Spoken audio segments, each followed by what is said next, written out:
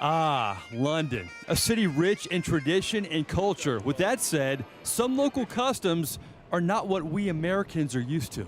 How do you drive on this side of the car, by the way? It's very easy. We've always driven on the right-hand side. You lot drive on the left-hand side. You drive on the wrong side. They still use these? While some local London hallmarks are everlasting, the temporary home of the New Orleans Saints is growing on them. Who dat say you're gonna beat them Saints? Who dat? Who dat? To beat them, they're Saints. Who dat? Who dat? Is that it? Clearly, there are some differences between London and New Orleans. You have double-decker buses, you have the pound over the dollar, and they drive on a different side of the road. But for sports fans, the biggest difference, they don't know much about the Saints. What do you know about the New Orleans Saints? They're from Louisiana. Could you name one player? No.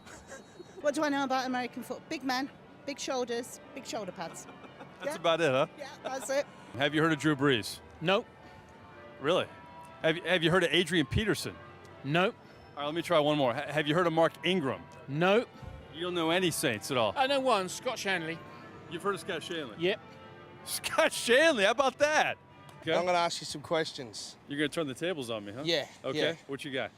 You going to name me Premier League players? Premier League players. And okay. I'll name NFL players. Okay, a little test here, huh?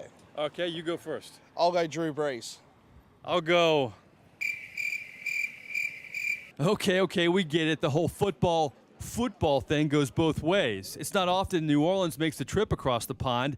In fact, it's been 9 years where a lot has happened to the Saints since. They've won a Super Bowl, and the only two members of the team left from its last trip are Drew Brees and Zach Strief, even though two more members of that team are in London with the Saints this week, in Lance Moore and Deuce McAllister. I guess it's not a surprise that there's only two guys left. I think it's impressive, I guess, that there's two guys left, and that's the nature of the business that we're in, and some good memories back then. Hopefully, some more good memories this weekend. How was this experience as a player? You get your share of sightseeing, but it's business as well.